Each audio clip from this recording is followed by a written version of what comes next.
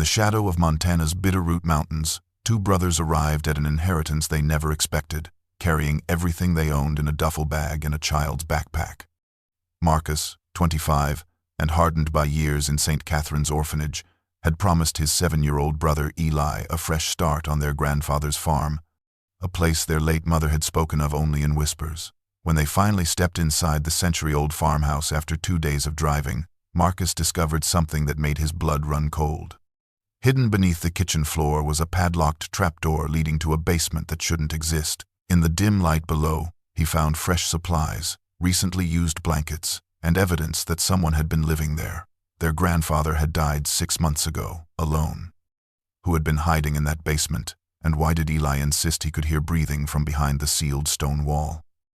The office of St. Catherine's Orphanage smelled of old coffee, floor polish, and the accumulated weight of 1,000 difficult conversations, and Marcus Callahan, at 25 years old, had sat in this same chair across from Director Helen Walsh's desk more times than he could count, but never for news like this. He was a lean young man with dark brown hair that perpetually needed cutting, wearing a faded gray shirt and worn jeans. His hazel eyes holding a wary intelligence born from years of institutional life and the responsibility of raising his 7-year-old brother in a system that separated siblings more often than it kept them together. Eli sat beside him in a chair too large for his small frame, his legs dangling above the floor, clutching the stuffed rabbit he had carried since their mother died 5 years ago. His wide brown eyes darting between his brother and the director with the anxious energy of a child who had learned early that adult conversations usually meant change, and change was rarely good. Director Walsh, a woman in her late 50s with steel-gray hair pulled into a tight bun, folded her weathered hands on the desk and spoke with careful precision. "Marcus, I know this will come as a shock, but your grandfather, James Chen, passed away 3 weeks ago in Montana," she said, her voice carrying practiced efficiency. Marcus felt Eli's small hand grip his arm, but he kept his own expression neutral, a skill perfected over years of hiding emotion. "I didn't know we had a grandfather," he said quietly, and the words hung in the air like an accusation against years of silence. Director Walsh nodded slowly, opening a manila folder bearing the seal of a Montana law firm. "Your mother, Lynn Chen, was estranged from her father for reasons she never disclosed in her file. But James Chen has left you something unexpected.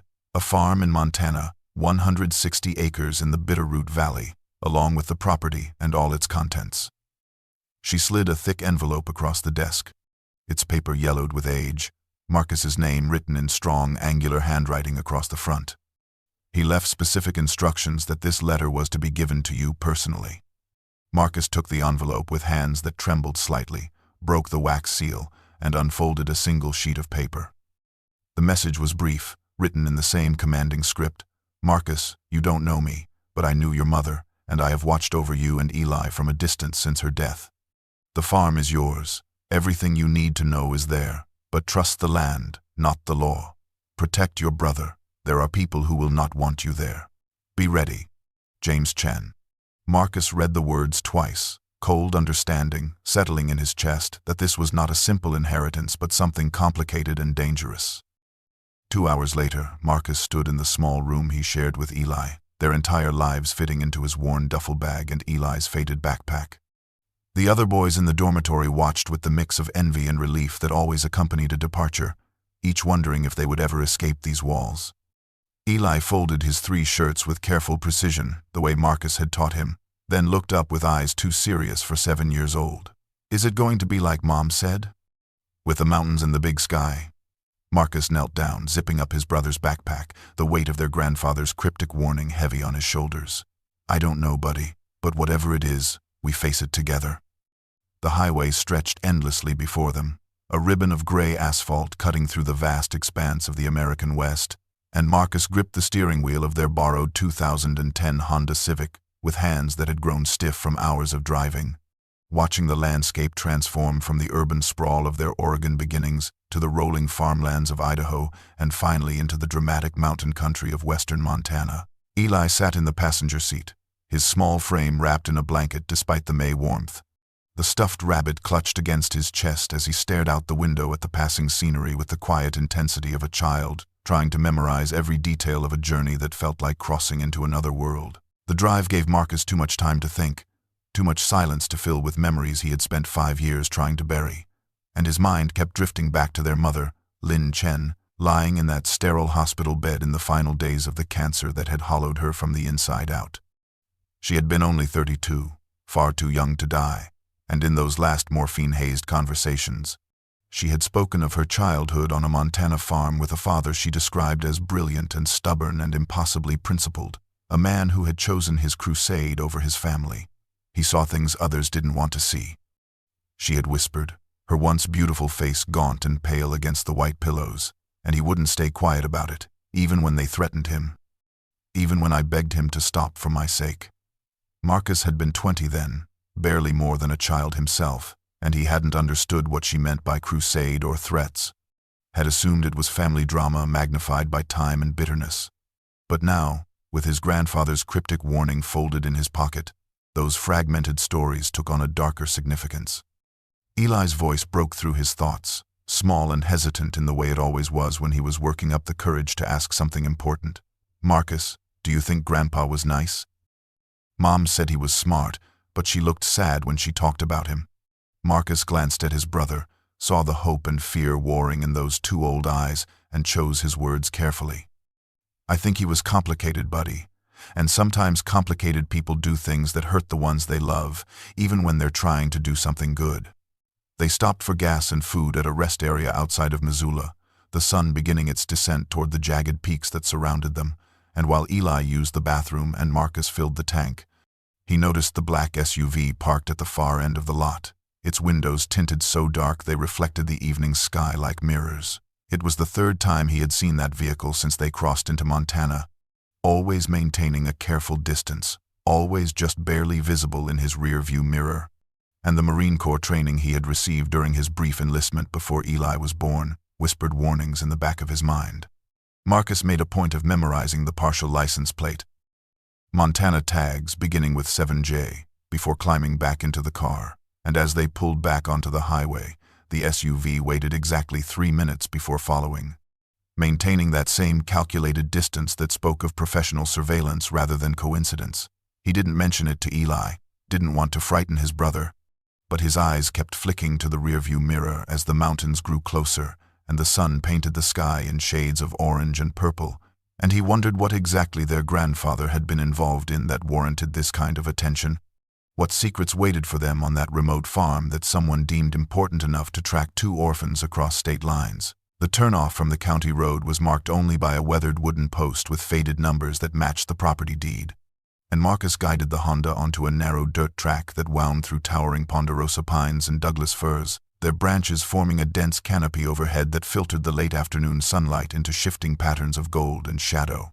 The road, if it could be called that, was rutted and overgrown, forcing him to drive slowly, the car's undercarriage scraping occasionally against rocks hidden beneath encroaching vegetation.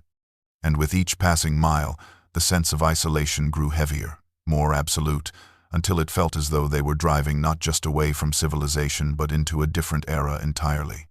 Eli pressed his face against the window, his eyes wide with wonder at the wilderness surrounding them, so different from the urban landscape of their old life. And Marcus found himself thinking that if someone wanted to hide something, to keep secrets buried, this would be the perfect place to do it. After 3 miles of winding ascent, the trees suddenly opened into a large clearing, and there it stood, the farmhouse. It was a 2-story structure built in the classic Montana style, constructed from massive hand-hewn logs that had weathered to a deep silver gray, the kind of craftsmanship that spoke of a time when buildings were meant to stand for generations.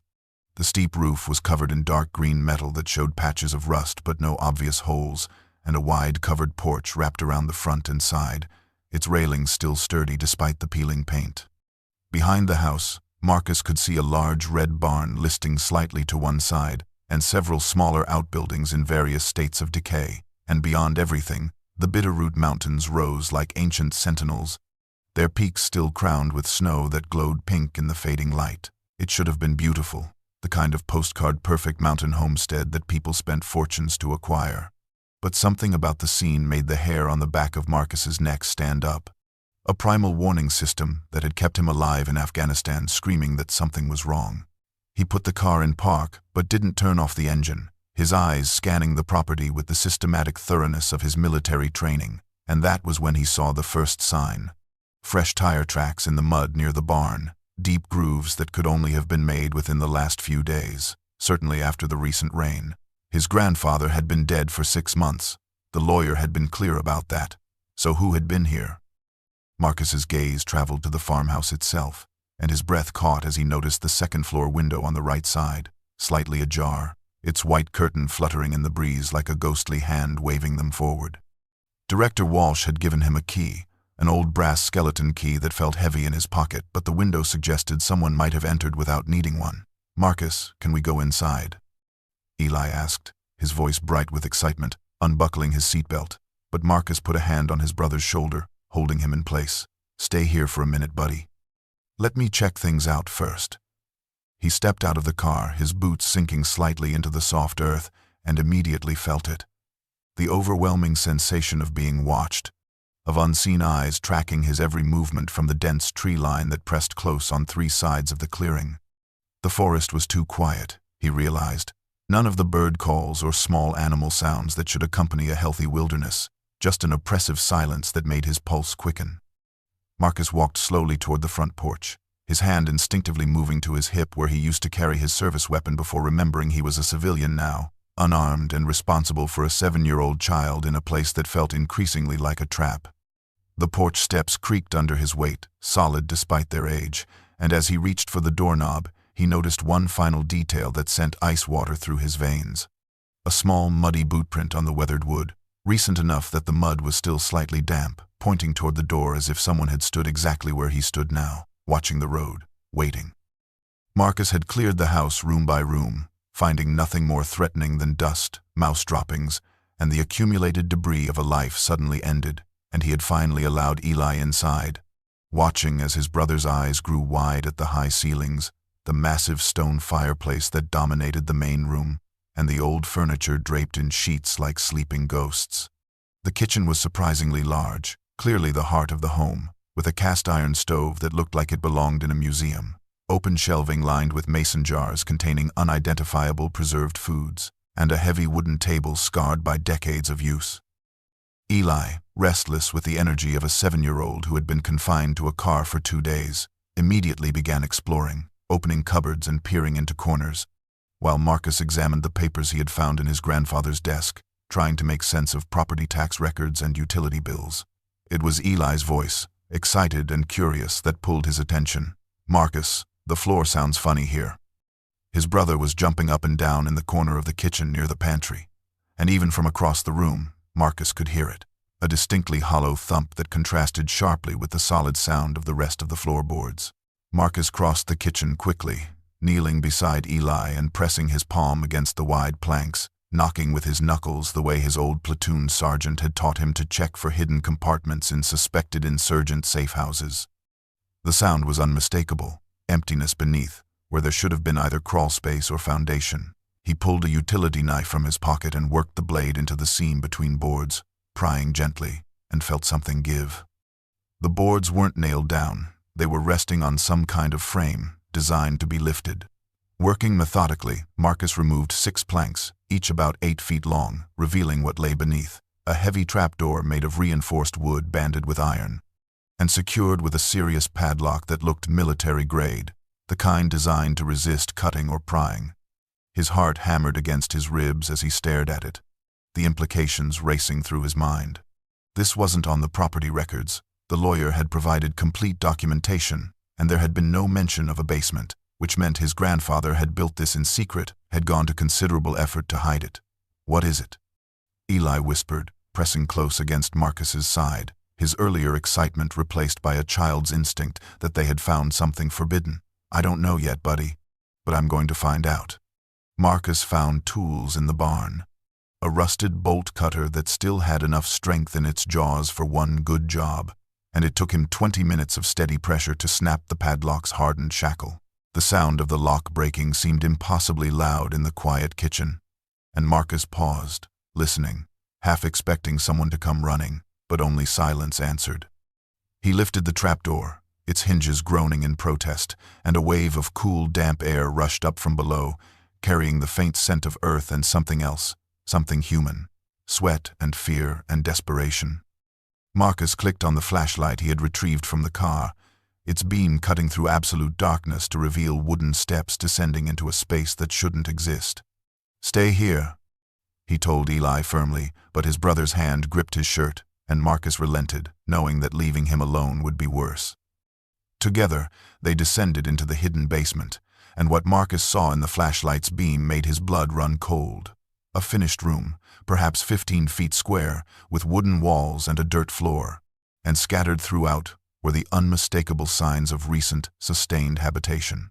A camping stove sat in one corner beside a neat stack of propane canisters. A sleeping bag and several blankets were arranged on a makeshift bed frame. Plastic bins contained non-perishable food supplies with dates indicating they had been purchased within the last year, and most chillingly, a bucket with a lid served as a makeshift toilet, its presence suggesting whoever had stayed here had done so for extended periods without being able to leave freely. Marcus moved the flashlight beam slowly across the basement, cataloging every detail with the methodical precision his military training had instilled, and it was then that he noticed something that made him pause. The far wall, the one facing north toward the mountain, was different from the others. While 3 walls were constructed of mortared stone that had clearly stood for a century, their surfaces dark with age and moisture, the 4th wall appeared newer, built from stones that were lighter in color and set with mortar that, while aged, lacked the deep patina of time that characterized the rest of the foundation. The construction was professional, carefully done, but it stood out to anyone who knew what to look for, a patch on ancient fabric, and Marcus ran his hand over the surface, feeling the subtle difference in texture, the way the mortar still had a slight graininess that the older walls had long since lost to decades of dampness.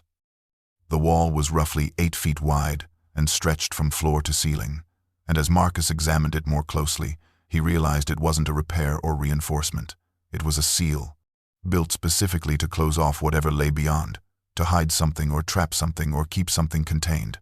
"Marcus, come listen," Eli whispered, his voice carrying a tremor that made Marcus turn sharply, and he found his brother pressed against the stone wall, his ear flat against the cold surface.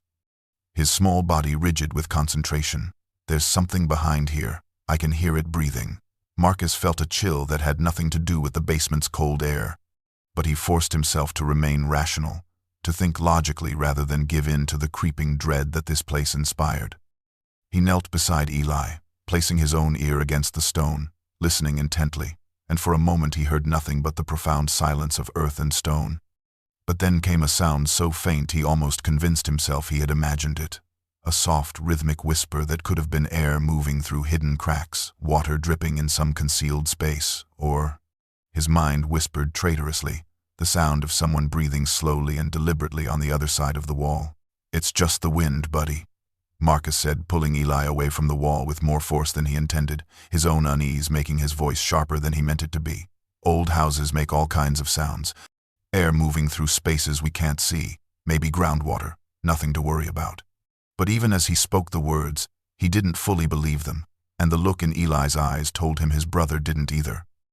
They retreated upstairs, Marcus replacing the floorboards over the trapdoor but leaving them loose, and as darkness fell over the farm, they made a simple dinner from the canned goods in the pantry, neither of them speaking much, both acutely aware of what lay beneath their feet. Marcus made up beds for them in the main room near the fireplace, unwilling to sleep in the upstairs bedrooms where that open window still bothered him. And he lay awake long after Eli's breathing had settled into the deep rhythm of exhausted sleep, staring at the ceiling and trying to make sense of everything they had discovered. It was just past midnight when the sound began, cutting through the silence of the farmhouse with a clarity that made Marcus's eyes snap open and his body go rigid with sudden alertness.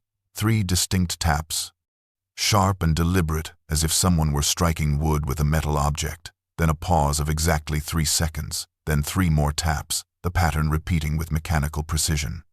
The sound was coming from directly below them, from beneath the floorboards, from the hidden basement, and Marcus watched as Eli stirred and sat up, his eyes huge in the darkness, his whisper barely audible over the continuing rhythm.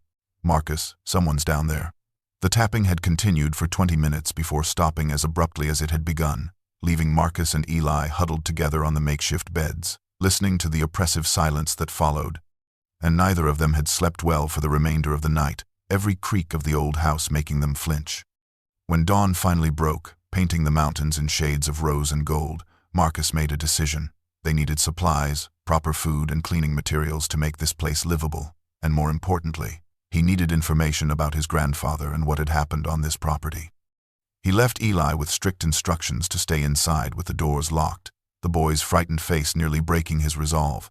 But Marcus needed to do this alone. Needed to ask questions that might be dangerous for a child to hear. The drive to Timber Ridge took 40 minutes on winding mountain roads, the town appearing suddenly around a bend. A single main street lined with weathered buildings that looked like they hadn't changed since the 1952. A hardware store, a diner, a post office, and at the far end, a general store with a hand-painted sign that read, Chen's General Mercantile. The name stopped Marcus cold, the same surname as his mother's maiden name, and he wondered if this was coincidence or if some distant family connection had drawn his grandfather to this particular valley. The store's interior was dim and cool, smelling of coffee, sawdust, and the indefinable scent of a place that had served its community for generations, and behind the counter stood a woman in her 70s, Chinese-American like Marcus's mother had been, with steel-gray hair pulled back in a practical bun and sharp, intelligent eyes that assessed him the moment he walked through the door. "Help you?" she asked, her tone neutral but wary in the way of small-town people confronted with strangers. Marcus grabbed a basket and began selecting supplies, canned goods and bread and coffee, making small talk about the weather and the beauty of the valley. And it wasn't until he brought his purchases to the counter that he mentioned his reason for being there. "I'm Marcus Callahan. I just inherited my grandfather's property. The old Chen place up Miller Creek Road." The effect of his words was immediate and dramatic. The woman's hands froze in the act of ringing up his groceries, her face going pale. And she looked at him with an expression that mixed shock with something that looked disturbingly like fear. "James Chen was your grandfather?" she whispered, glancing toward the store's front window as if worried about who might be watching or listening. "You're Lynn's boy." When Marcus nodded, she leaned forward across the counter, her voice dropping to barely audible. "My name is Susan Chen. I'm your grandfather's cousin, which makes us family of a sort. And I need to tell you something that might save your life. You need to leave that property and never come back." She grabbed his wrist with surprising strength, her fingers digging into his skin. James was a good man, a brilliant man, but he asked too many questions, poked his nose into things that powerful people wanted to stay buried. And it got him killed, no matter what the official death certificate says. Marcus felt his mouth go dry, but he forced himself to remain calm, to listen. "What kind of things?"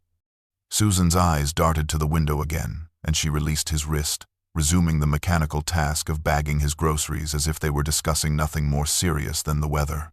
"The old mines, the water, things that Sentinel Mining Corporation has spent a lot of money making sure nobody talks about, and some folks in this valley, folks with badges and authority. They don't take kindly to outsiders poking around asking questions about contamination and dead activists." She pushed the bags toward him, her voice returning to normal volume but her eyes pleading. "Take your family and go, Marcus, before you end up like James, before whatever he was hiding on that property gets you killed too." Marcus drove back to the farm with Susan Chen's warning echoing in his mind, his hands gripping the steering wheel so tightly his knuckles went white, and when he arrived to find Eli safe and the house undisturbed, the relief was overwhelming enough to make his knees weak.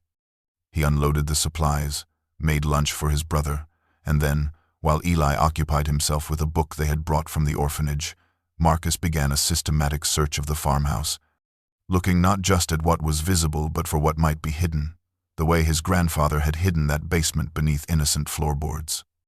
He started with the obvious places, checking behind loose boards, feeling along the undersides of furniture, examining the backs of picture frames, but it was the heavy oak desk in what had clearly been his grandfather's study that finally yielded results. The desk was a magnificent piece of craftsmanship from another era, with multiple drawers and elaborate brass handles, and Marcus had gone through each drawer methodically, finding only the mundane detritus of a life. Old bills, receipts, correspondence with the property lawyer, nothing that explained the mystery unfolding around them. He was about to give up when his fingers, running along the bottom of the deepest drawer, felt something wrong. The drawer's interior was noticeably shallower than its exterior dimensions suggested, a discrepancy of perhaps 3 inches. Marcus pulled the drawer completely free, turned it over, and found what he was looking for: 4 small screws holding a false bottom in place. His hands trembled slightly as he used his utility knife to remove the screws, and when the wooden panel came free, he found himself staring at a collection of leather-bound journals, at least a dozen of them, their covers worn smooth by handling, and their pages filled with his grandfather's distinctive angular handwriting. Marcus carried them to the kitchen table where the light was better and began to read, and with each page, the scope of what his grandfather had uncovered became clearer and more terrifying. The earliest entries dated back to 2015, documenting James Chen's growing concern about the water quality in the valley, his decision to begin testing samples from various creeks and springs, his shock at discovering dangerous levels of arsenic, lead, and industrial solvents in sources that should have been pristine. The journals chronicled his investigation with the thoroughness of a trained scientist, which Marcus realized his grandfather must have been, each entry meticulously dated and cross-referenced with water samples, photographs, and copies of official documents that Marcus found tucked between the pages.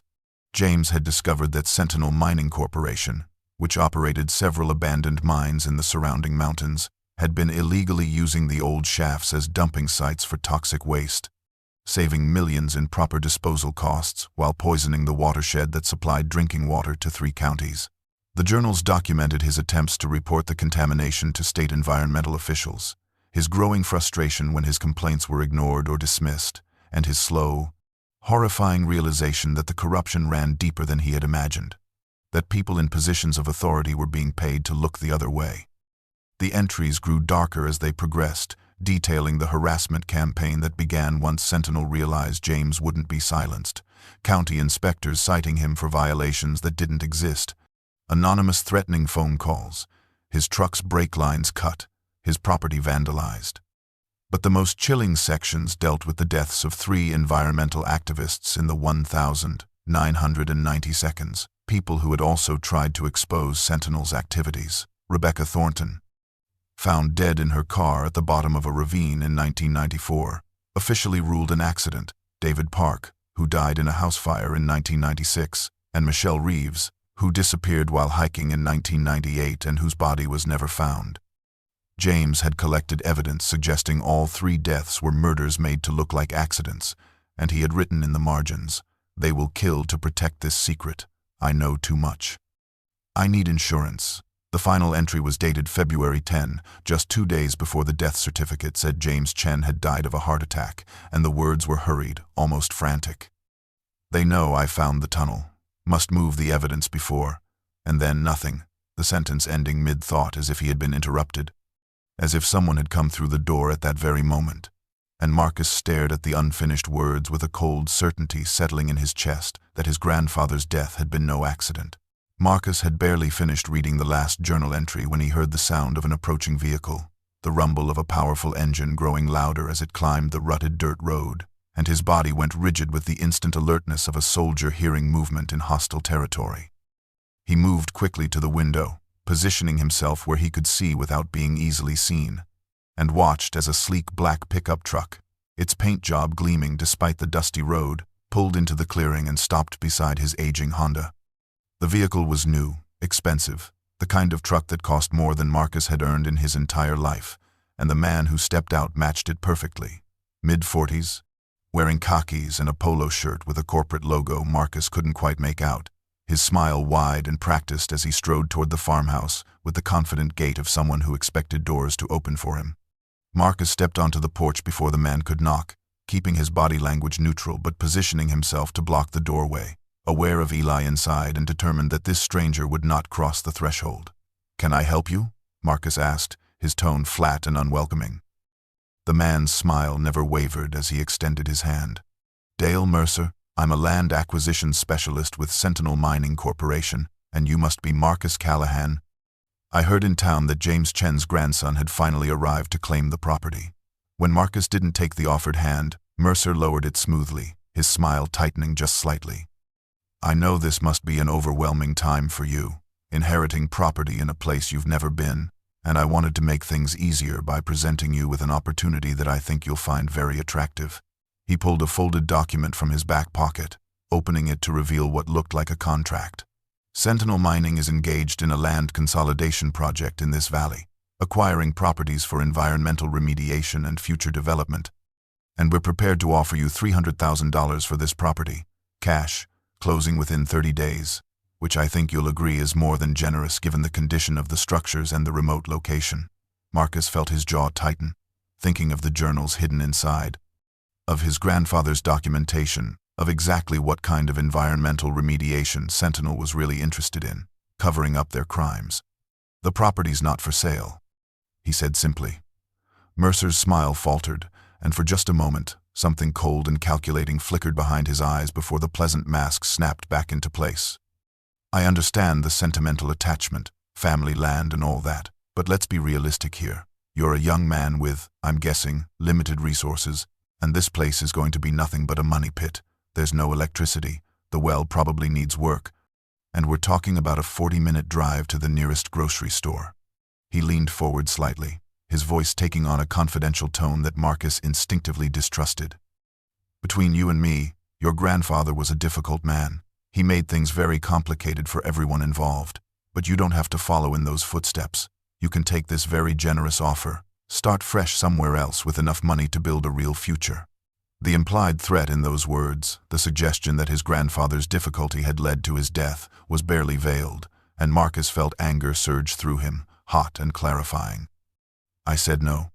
Mercer's facade cracked completely, the friendly corporate representative vanishing to reveal something far more dangerous underneath, his smile disappearing as his eyes went hard and flat. "Your grandfather made the wrong choice," he said, his voice dropping to a low, menacing tone that carried absolute certainty. "I hope you're smarter." Dale Mercer's truck had barely disappeared down the dirt road when the tapping began again, and this time it came not in the dead of night but in the late afternoon. Loud enough that Marcus could hear it clearly from the kitchen where he was preparing dinner, the sound rising through the floorboards with an urgency that made his hands still over the can of soup he was opening. Eli heard it too, his small body going rigid at the table, his eyes meeting Marcus's with an expression that was equal parts fear and vindication, as if to say he had known all along that something real and terrible was hidden beneath their feet. Marcus moved quickly, pulling up the loose floorboards and descending into the basement with Eli close behind, and this time he brought a notebook and pen because the pattern of the tapping had changed, had become something more than random noise or the settling of an old house.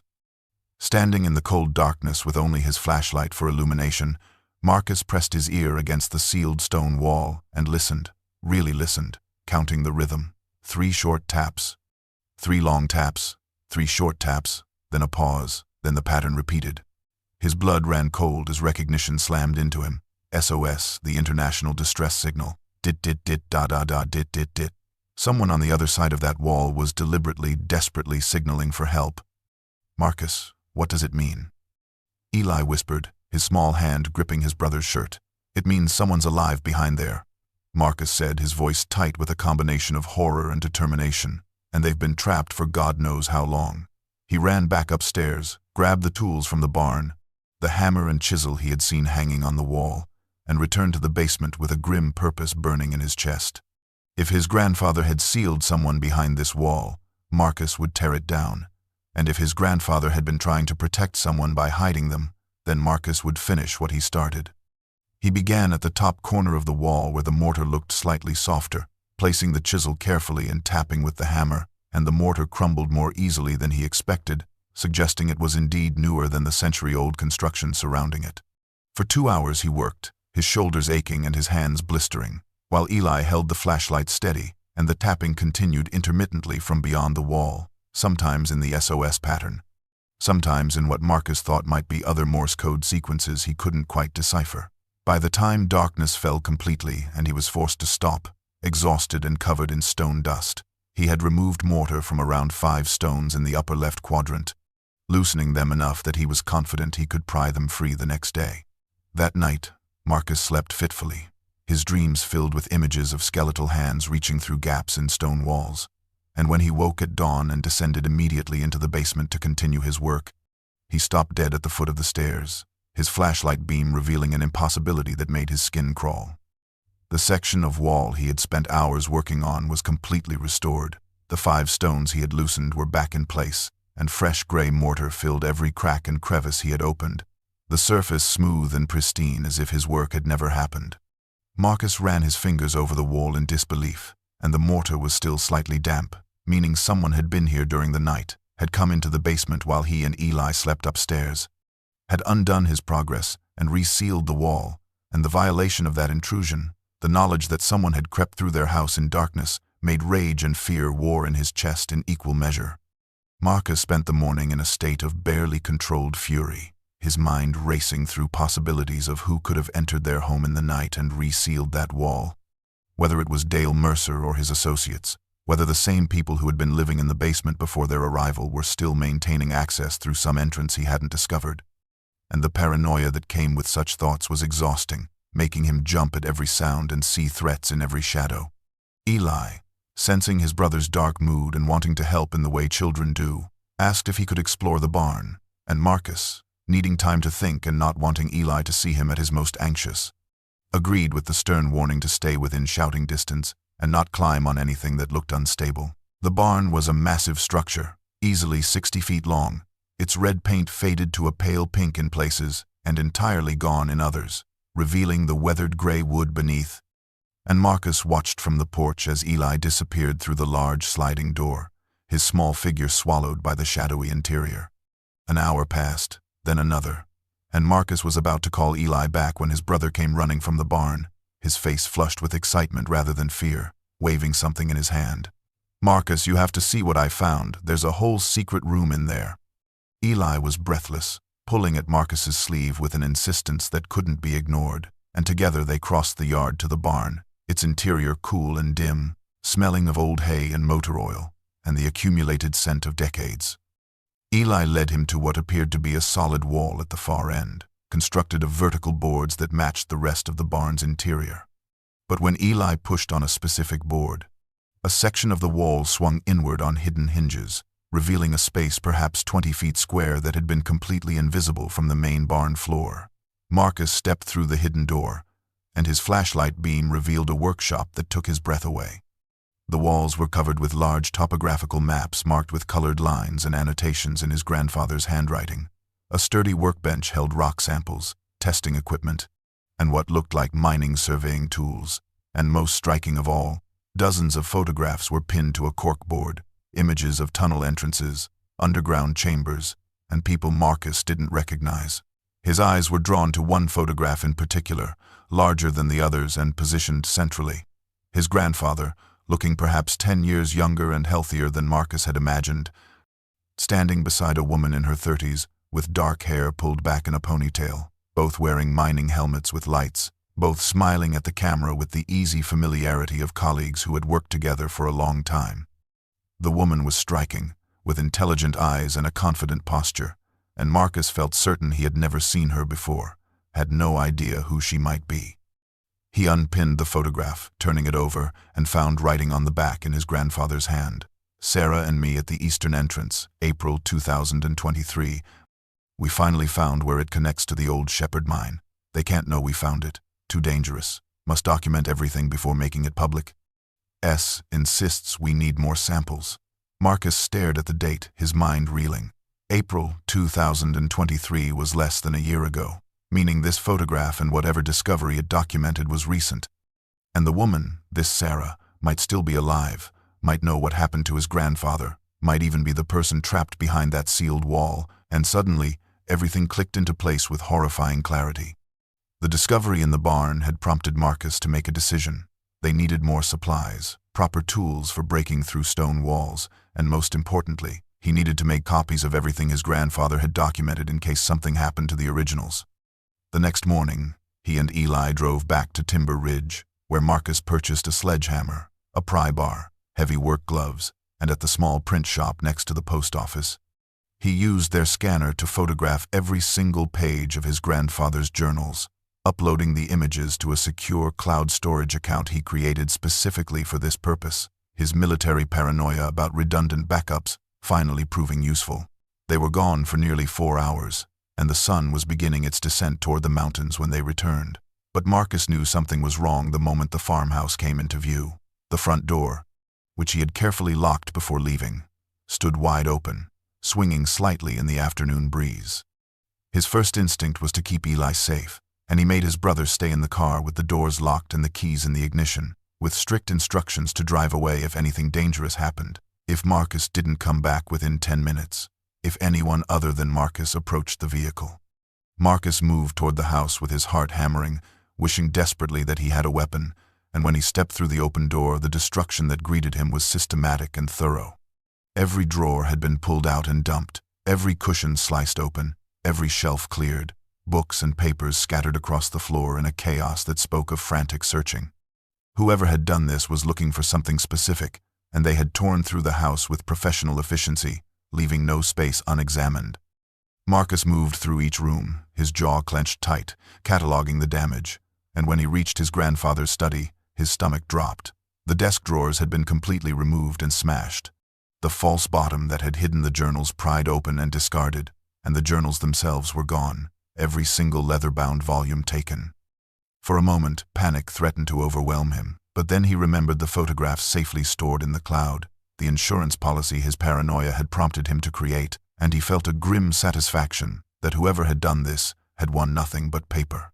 It was when he entered the kitchen that the true horror of the violation became clear. The floorboards over the trapdoor had been pulled up and tossed aside, the basement entrance left open like a dark mouth, and most disturbing of all, a trail of muddy footprints led from the open front door, across the kitchen floor, and down the wooden steps into the basement below. Marcus descended slowly, his flashlight cutting through the darkness, following the footprints that showed clearly in the dust he had disturbed during his own explorations, and the trail led directly to the sealed stone wall, where it stopped. The footprints faced the wall, as if someone had stood there for some time, and in the beam of his flashlight, Marcus could see fresh scratches on the stones, marks where someone had tested the mortar's strength, had examined the seal, and then, for reasons Marcus couldn't fathom, had simply left, climbing back up those stairs and disappearing with the journals, leaving behind only these prints as evidence of their presence and their interest in what lay behind that wall. Anna Reeves proved to be more than just a journalist with information. She was a woman who had spent months preparing for this moment. And when Marcus explained about the sealed wall and the mysterious resealing of his progress each night, her face went pale with understanding. "That was Sarah," she said, her voice tight with emotion. "James told me he taught her to reseal the entrance from the inside, using supplies he left her. It was a security measure in case Sentinel's people found the farmhouse. If they saw a sealed wall, they might assume it was just old foundation work and not investigate further. But if they found an obvious tunnel entrance, they'd know someone was hiding and they'd search until they found her." The logic was sound but cruel, Marcus thought, imagining a woman trapped in darkness, hearing voices on the other side of the wall, desperate for rescue but forced to hide her own presence, to seal herself back into her tomb each time someone got close to breaking through.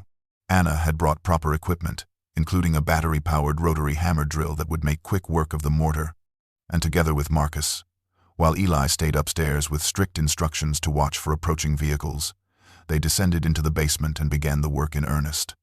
The drill's noise was deafening in the confined space, and Marcus worked with desperate urgency, drilling holes in the mortar lines, weakening the bonds, while Anna used the heavy pry bar to lever stones free once the mortar gave way.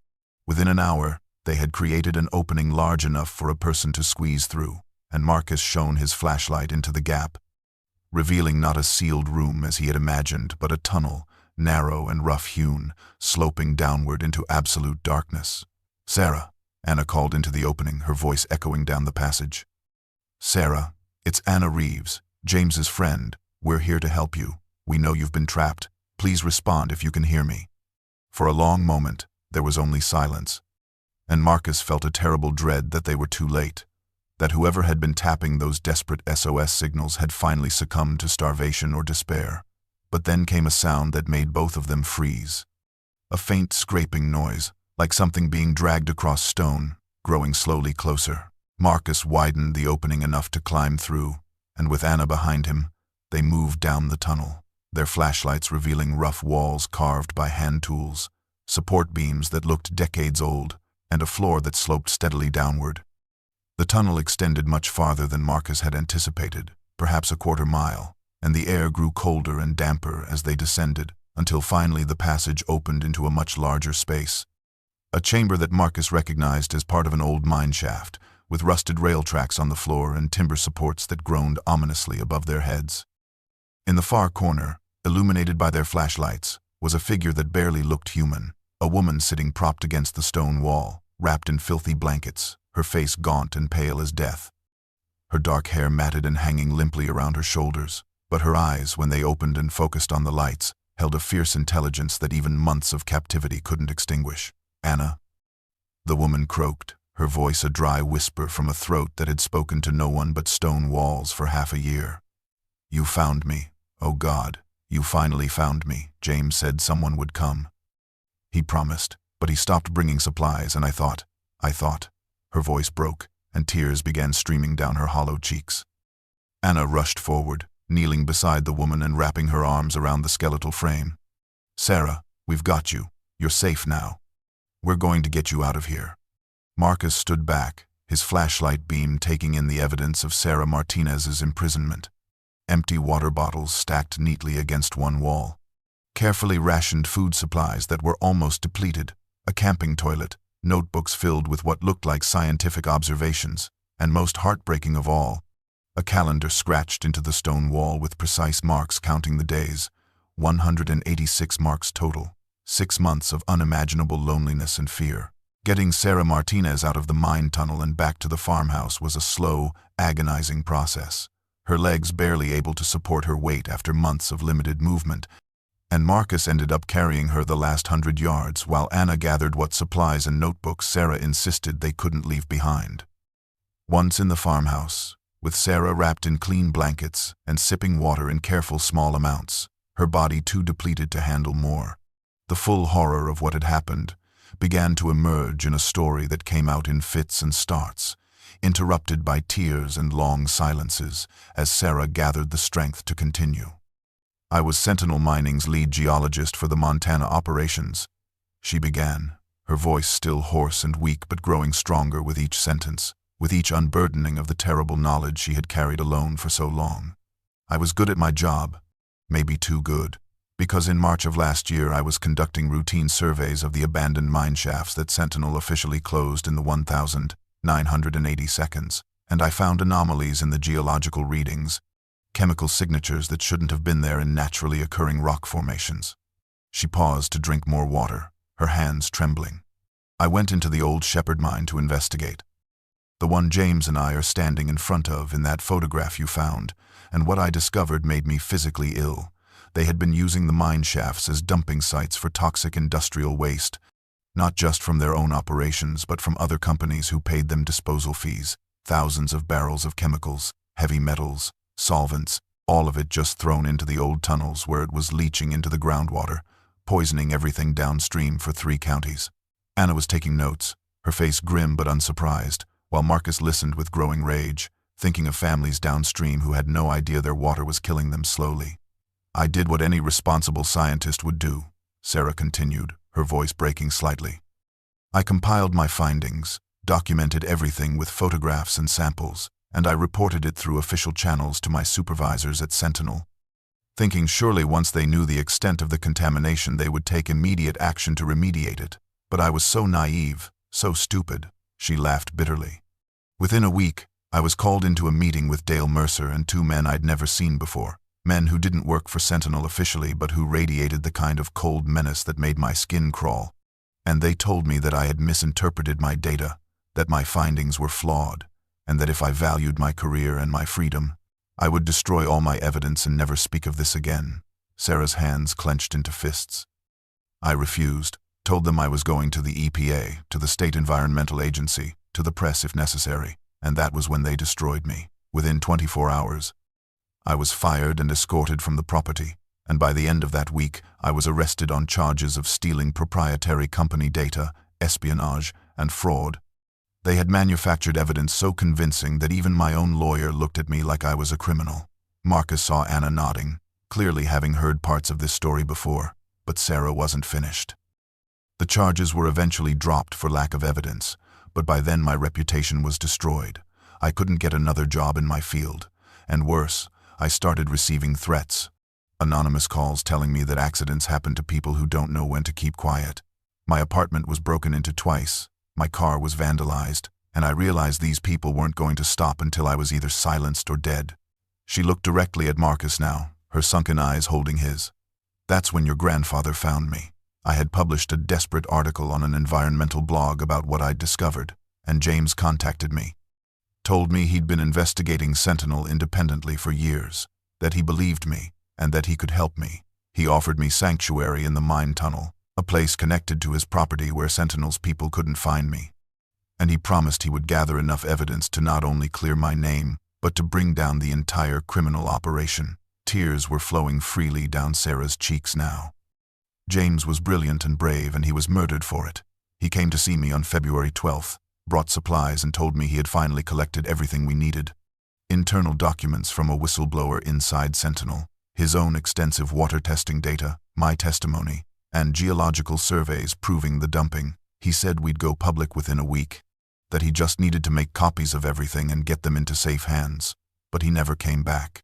And 3 days later I heard on the battery radio he'd left me that James Chen had died of a heart attack. But I know that's a lie. They killed him, probably potassium chloride injection to simulate cardiac arrest, and they've been looking for his evidence ever since. Sarah insisted on leading them back into the mine despite her weakened condition, and Marcus could see the fierce determination in her eyes that no amount of starvation or imprisonment had managed to extinguish, the drive of a scientist who knew that the evidence mattered more than her own comfort or safety.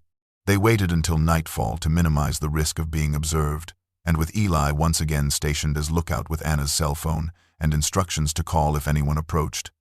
Marcus and Anna followed Sarah down through the basement entrance and into the tunnel system, this time going deeper than before, past the chamber where she had been surviving and into passages that felt older, more treacherous, the timber supports groaning ominously under the weight of the mountain above. Sarah moved with the confidence of someone who had explored every inch of this darkness during her months of captivity. Her flashlight beam dancing across walls that were sometimes natural stone and sometimes hand-carved by miners from a century past, and she navigated through a maze of intersecting tunnels that would have been hopelessly confusing to anyone without her memorized mental map. James chose this location specifically. Sarah explained as they walked, her voice echoing strangely in the confined space. It's deep enough that casual explorers would never find it. And it's in a section of the mine that was officially sealed in the 1,950 seconds after a collapse, which means even Sentinel's own records show it as inaccessible. They would never think to look here.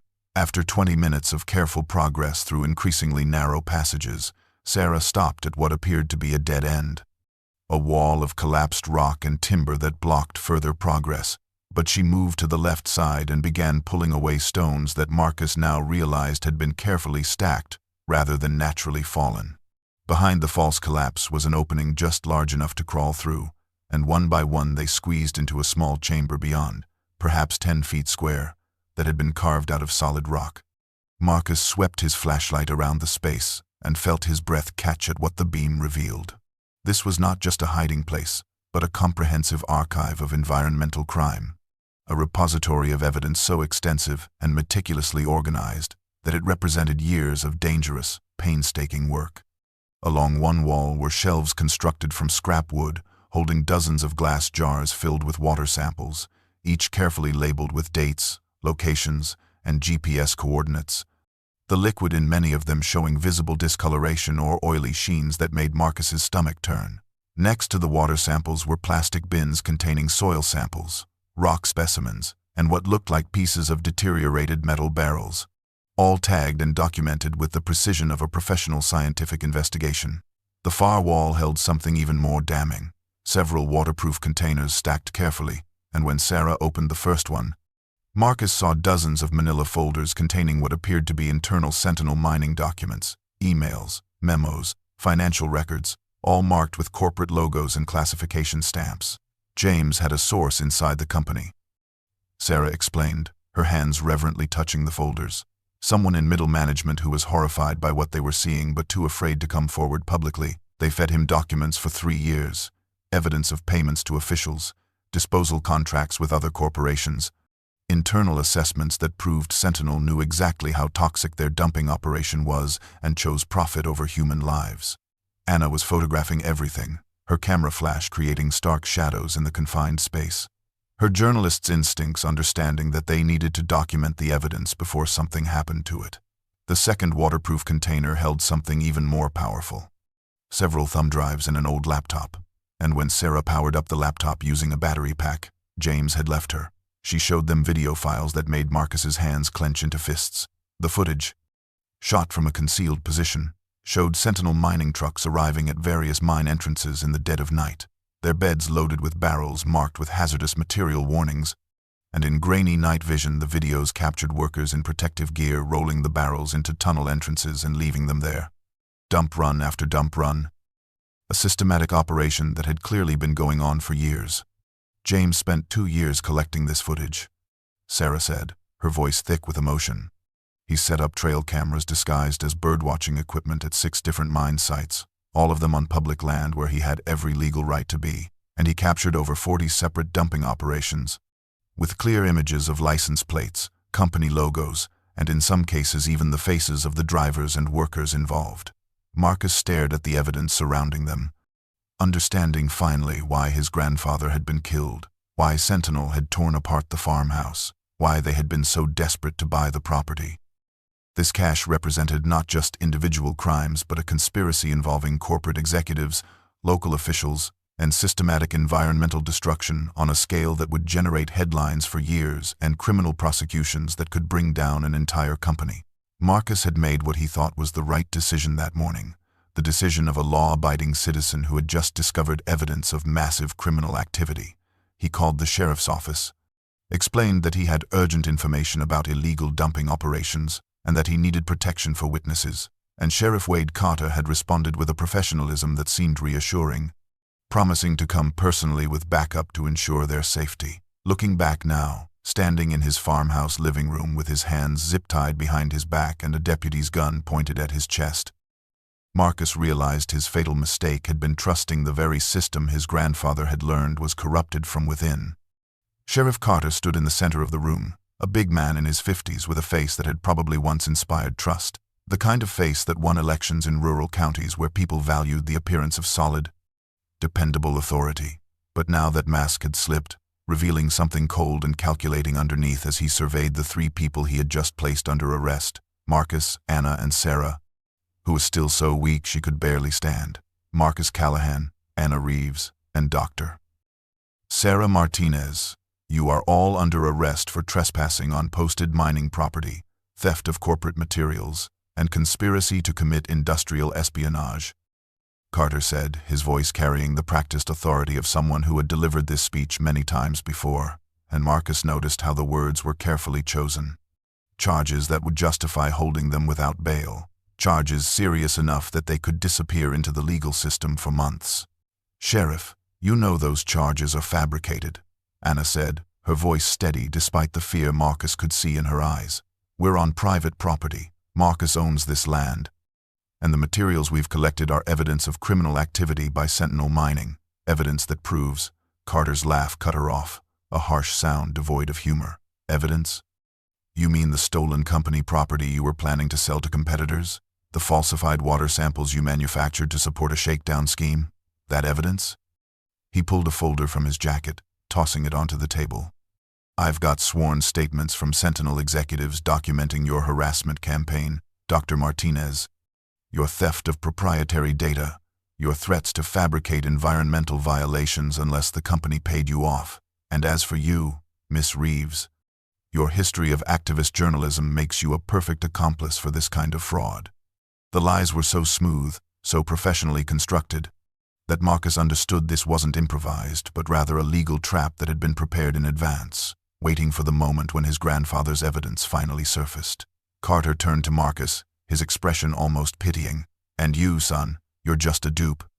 A troubled veteran with PTSD who got manipulated by these 2 con artists into thinking you'd inherited some kind of crusade, but you're going to get a chance to cooperate. To tell us where your grandfather hid the rest of the so-called evidence, and in exchange, maybe we can work out a deal where you just walk away from all this. Marcus said nothing, his mind racing through options, and he saw Anna and Sarah exchange glances, both of them understanding that this arrest wasn't about legal process, but about making them disappear, about getting them somewhere isolated where they could be questioned about the evidence cache and then quietly disposed of, their bodies left in the same mind system where Sarah had been imprisoned. What none of them knew, what Marcus wouldn't discover until much later, was that Eli had not been in his room as Marcus had instructed, but had been in the barn, exploring the hidden workshop again. And when he heard the vehicles arriving, the 7-year-old boy's survival instincts, honed by years in an orphanage, where you learn to hide when adults became dangerous, had taken over. Eli had climbed into the hayloft, had pressed himself into the shadows behind stacked bales, and through a gap in the barn's weathered siding, he watched everything. Watched the sheriff and his deputies enter the farmhouse with guns drawn. Watched through the farmhouse windows as they zip-tied his brother's hands. Watched as Carter made a phone call and said words that made Eli's blood run cold, even though he didn't fully understand them. "We've got all 3 of them, yeah. We'll take them to the old mine entrance on Harper Ridge. Nobody ever goes up there. We'll have plenty of time to find out where Chen hid everything before we seal the tunnel. Make it look like a tragic cave-in, just another accident in abandoned mine country." Eli watched as they loaded Marcus, Anna, and Sarah into 2 sheriff's vehicles. Watched as the small convoy drove away down the dirt road, and only when the sound of engines had faded completely did the small boy emerge from his hiding place, his whole body shaking, tears streaming down his face. But his mind working with a clarity born of absolute terror. He had to save his brother. He had to get help, but the nearest house was 15 miles away through mountain wilderness, and he was 7 years old and alone.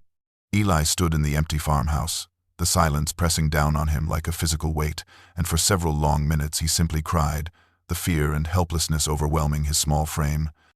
But then something shifted inside him, something that Marcus had been teaching him since their mother died. You don't give up. You don't wait for rescue. You take action even when you're terrified. He wiped his tears with the back of his hand, his mind focusing on what he knew. Marcus and the 2 women were in danger. The sheriff was bad. And Eli needed to get help from someone who wasn't part of whatever conspiracy had taken his brother.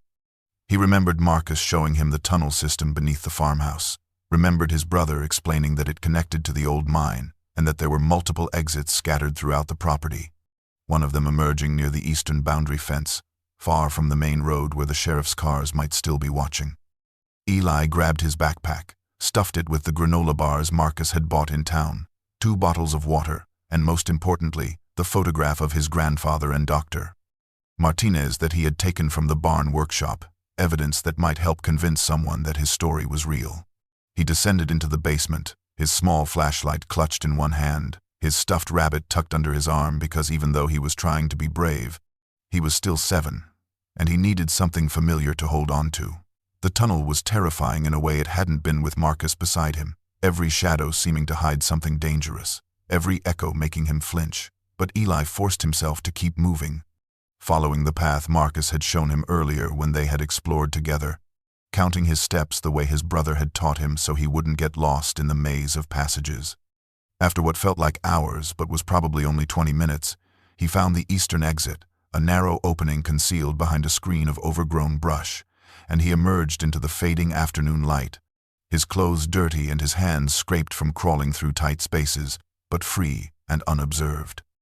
From here, Eli knew, the neighboring property was to the east, 15 miles through dense forest with no trail to follow, a distance that might as well have been 100 miles to a small boy, but Marcus needed him, and that thought was stronger than his fear. He started walking, using the sun's position the way Marcus had taught him during their drive to Montana, keeping it on his right side so he was heading roughly east, and he moved through the wilderness with the strange efficiency of a child who doesn't fully understand how impossible his task is. Hours passed in a blur of exhaustion and determination, his legs aching, his feet developing blisters in his worn sneakers, and several times he fell, scraping his knees and palms on rocks and roots. But each time he got back up, thinking of Marcus being taken away, of the sheriff's cold voice talking about sealing people in tunnels. The sun set and darkness closed in around him, and this was when Eli's courage was truly tested because the forest at night was alive with sounds that terrified him, the hoot of owls, the rustling of unseen animals, the creak of trees in the wind, and he wanted to curl up and wait for morning, but he knew he couldn't, that every minute he wasted was a minute closer to something terrible happening to his brother. He walked through the night, crying quietly, talking to himself and to the stuffed rabbit, telling himself stories about how Marcus would be so proud of him, how they would be safe again soon, how this would all be okay if he could just keep walking.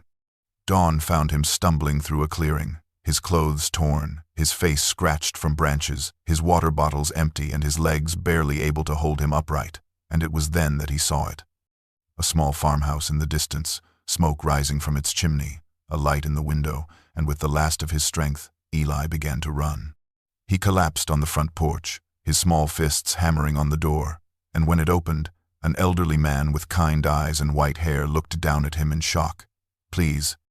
Eli sobbed, the words tumbling out in a desperate rush. "Please help. The bad sheriff took my brother. They're going to hurt him. I walked all night, please.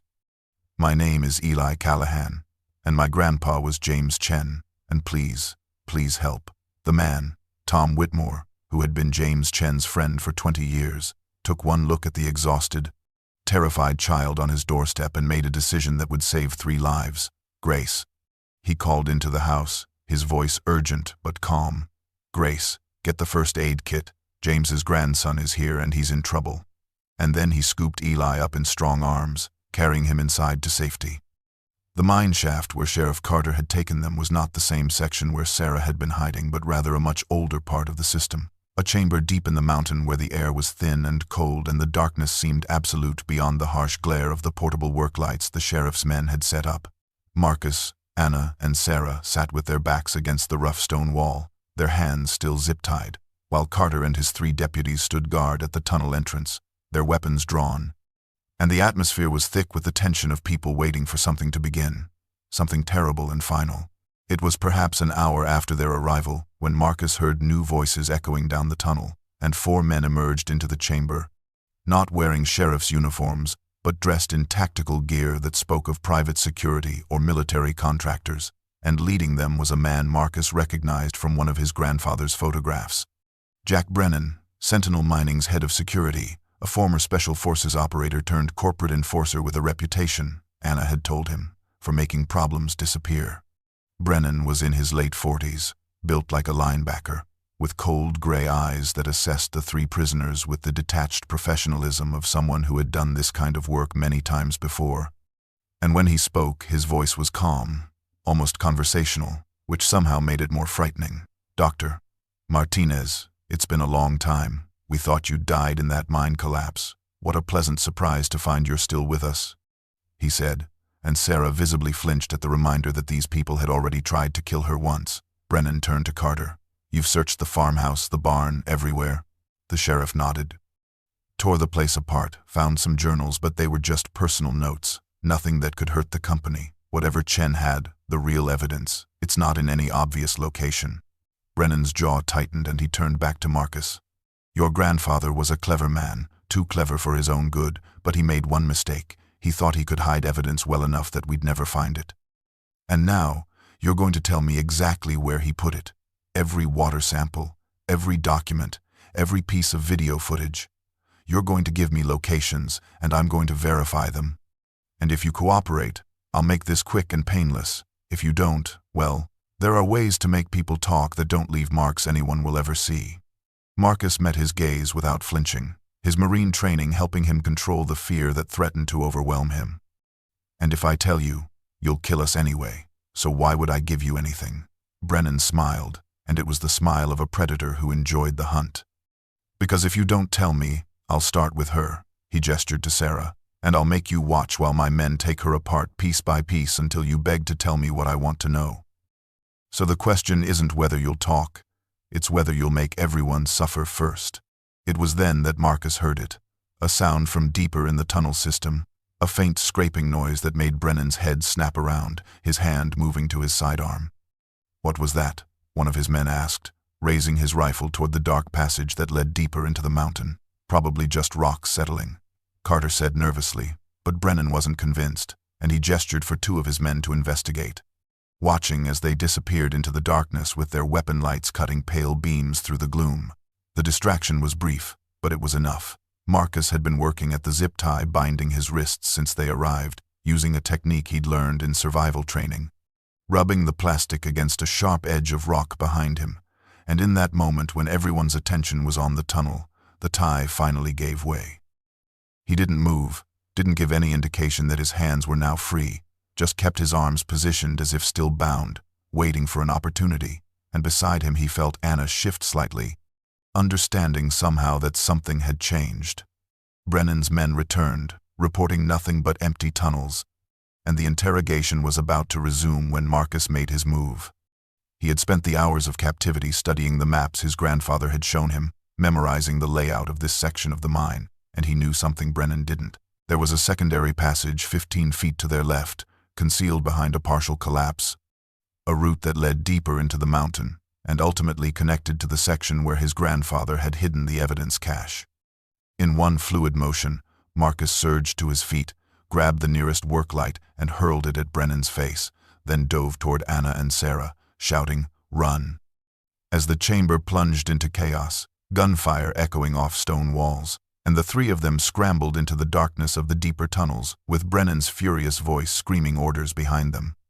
Tom Whitmore was not just any elderly farmer, but a decorated Army Ranger who had served 2 tours in Vietnam and had spent his post-military career working as a federal investigator for the Department of Interior. And the network of contacts he had built over 4 decades of service proved invaluable in the desperate hours after Eli collapsed on his doorstep. While his wife Grace, a former emergency room nurse, tended to Eli's cuts and blisters, cleaning wounds and wrapping the boy's battered feet in clean bandages, Tom was already on the phone, his voice carrying the calm authority of someone who knew exactly which doors to knock on and which names would open them. His first call was to Special Agent Diana Reeves of the FBI's Environmental Crimes Unit in Denver, a woman he had worked with on several cases involving corporate malfeasance on federal lands, and when he explained the situation, describing a 7-year-old boy who had walked 15 miles through wilderness to report a kidnapping by a corrupt sheriff, and providing James Chen's name along with mention of Sentinel Mining Corporation, Diana's response was immediate and decisive. "Tom, I've had a file on Sentinel open for 2 years. We've been trying to build a case, but every witness either disappeared or recanted their testimony. If what this boy is saying is true, if James Chen really did compile evidence, and if his grandson and a journalist are being held by Sheriff Carter, then we finally have grounds for emergency warrants. I'm mobilizing a tactical team now, and I'll have EPA agents with me, because if there's environmental contamination involved, we need them on scene from the start."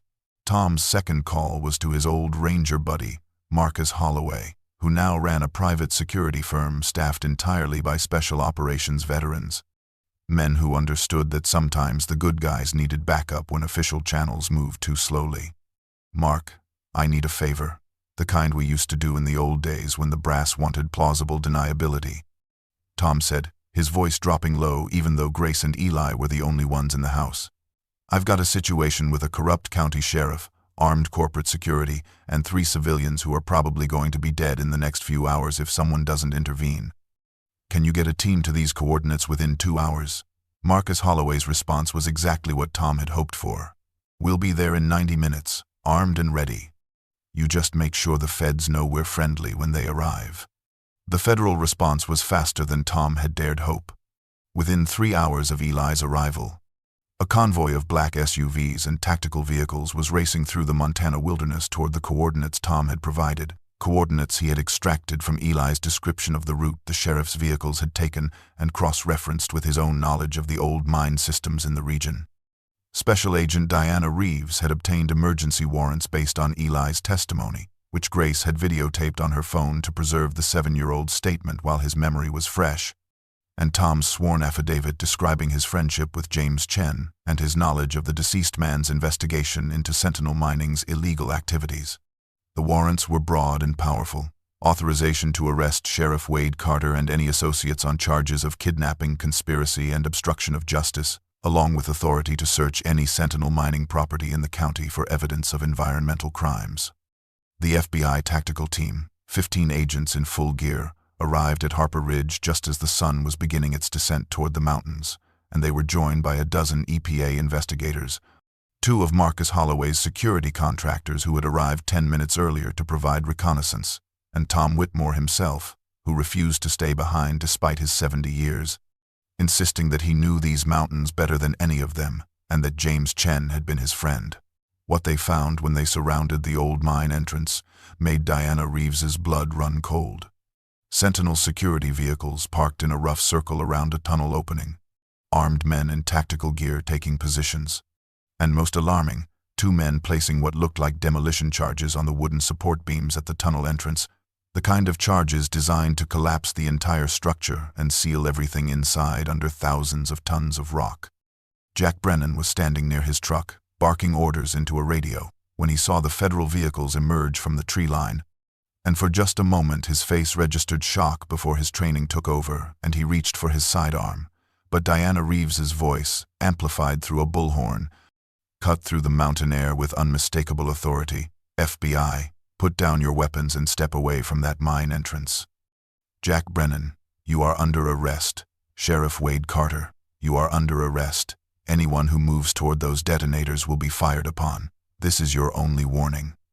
The standoff lasted perhaps 10 seconds, Brennan's men looking at each other, calculating odds, seeing the federal agents in defensive positions with rifles raised, seeing the overwhelming force arrayed against them. And then, one by one, they began placing their weapons on the ground and raising their hands. The collapse sequence stopped with perhaps 2 minutes to spare before the charges would have sealed the mine forever and buried everyone inside. Deep in the mine system, Marcus had no way of knowing that rescue was coming, and for the past hour he had been leading Anna and Sarah through a nightmarish maze of tunnels. Relying on his imperfect memory of his grandfather's maps and the flashlight he had managed to grab during their chaotic escape, while behind them came the sounds of pursuit, boots on stone, shouted commands, and occasionally the crack of gunfire when Brennan's men thought they had a clear shot. Sarah was struggling, her weakened body pushed beyond its limits, and Anna had taken most of her weight, half carrying the geologist through passages so narrow they had to turn sideways to squeeze through. But Marcus drove them forward with desperate urgency, knowing that stopping meant capture and death. They had reached a section of the mine that Marcus recognized from the maps, a chamber where a partial collapse decades ago had left a jumble of fallen timber and broken rock, and Marcus knew from his grandfather's notations that beyond this collapse was an old ventilation shaft that reached the surface, a route that would be nearly impossible to navigate, but which represented their only hope of escape. "We have to climb through," Marcus said, his flashlight beam revealing a treacherous path through unstable rubble, and Anna looked at him with exhausted disbelief. "Sarah can barely walk. How is she supposed to climb through that?" Marcus was about to answer when they heard it, a new sound echoing through the tunnels, not Brennan's men but different voices, commanding and authoritative, and then a voice amplified somehow, seeming to come from the tunnel system itself. "This is the FBI. Anyone in these tunnels, identify yourselves. Federal agents are conducting a rescue operation. If you can hear this, respond." Marcus felt hope surge through him like electricity, and he shouted back, "We're here. 3 civilians. We're in the collapsed section near the old ventilation shaft. We have an injured woman who needs medical attention." The response was immediate. "Hold your position. We're coming to you. Approximately 10 minutes to your location." But Marcus heard something else too, the sound of Brennan's voice much closer than it should have been, and he realized with sickening certainty that Brennan and at least some of his men had continued into the tunnels even after the FBI arrived, that they were caught between rescue and their pursuers, and Brennan was desperate enough to silence them permanently before federal agents could take them alive. Marcus made a decision. They couldn't wait 10 minutes, couldn't risk Brennan reaching them first. "We're going through the collapse," he said firmly, helping Anna position Sarah, and then he began to climb, testing each handhold, each foothold, choosing a path through the unstable rubble, while behind them the sounds of pursuit grew louder. The climb was agonizing, Sarah crying out in pain as her battered body was forced to move, Anna coaxing her forward 1 step at a time, and Marcus above them, leading the way, his hands bleeding from gripping sharp rocks, his shoulders aching from pulling himself up through spaces barely large enough for his body. They were perhaps halfway through when the first of Brennan's men appeared at the base of the collapse, his flashlight beam finding them immediately, and Marcus heard the distinctive sound of a weapon being raised. But before the man could fire, a new light flooded the chamber from the opposite direction, and an FBI tactical agent appeared, his voice ringing with authority. "Drop the weapon. You're surrounded. Jack Brennan and all personnel are ordered to surrender immediately."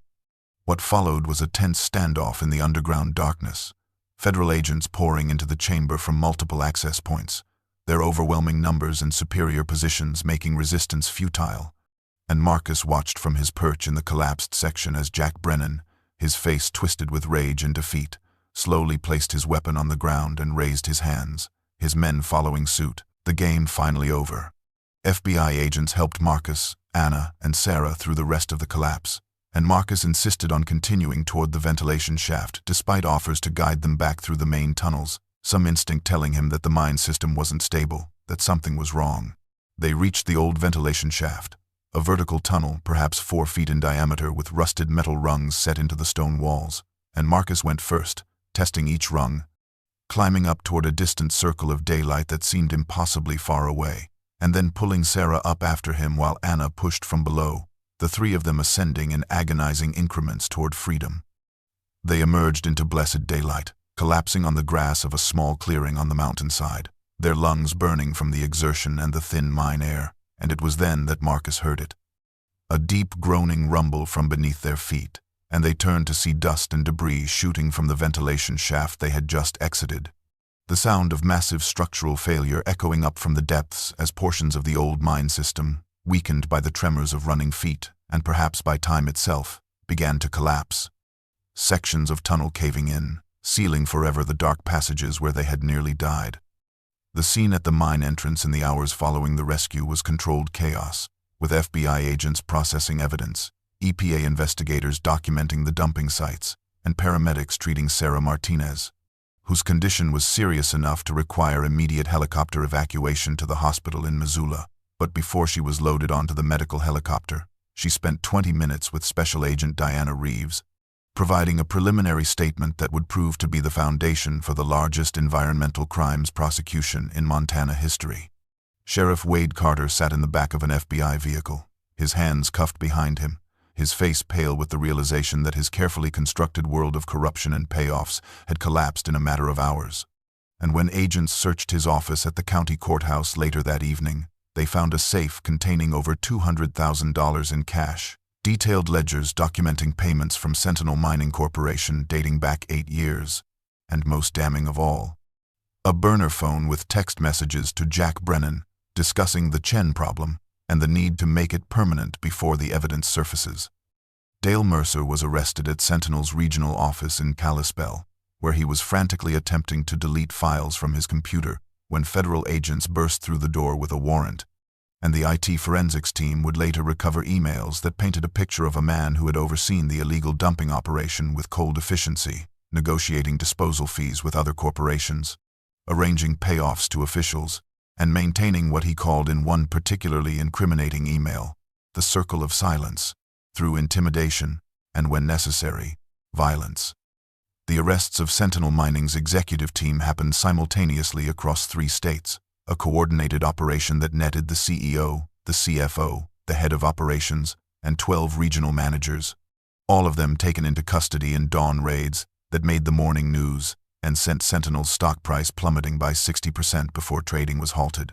Marcus, standing in Tom Whitmore's living room with Eli asleep on the couch, and Grace bringing him coffee with hands that shook slightly from the adrenaline of the past 24 hours, watched the news coverage with a mixture of satisfaction and profound exhaustion, seeing the faces of men who had ordered his grandfather's death being led away in handcuffs, their expensive suits and confident demeanors unable to hide the fear in their eyes.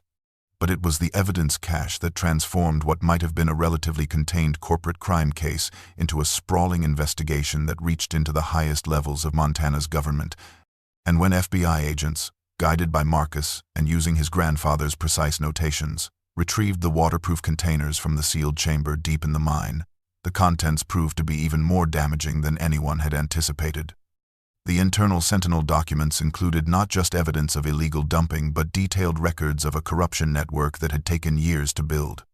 Monthly payments to 3 county commissioners who had consistently voted to approve Sentinel's land use permits, despite environmental concerns. Annual retainers paid to 2 state environmental officials who had the authority to order inspections, but who consistently found reasons not to.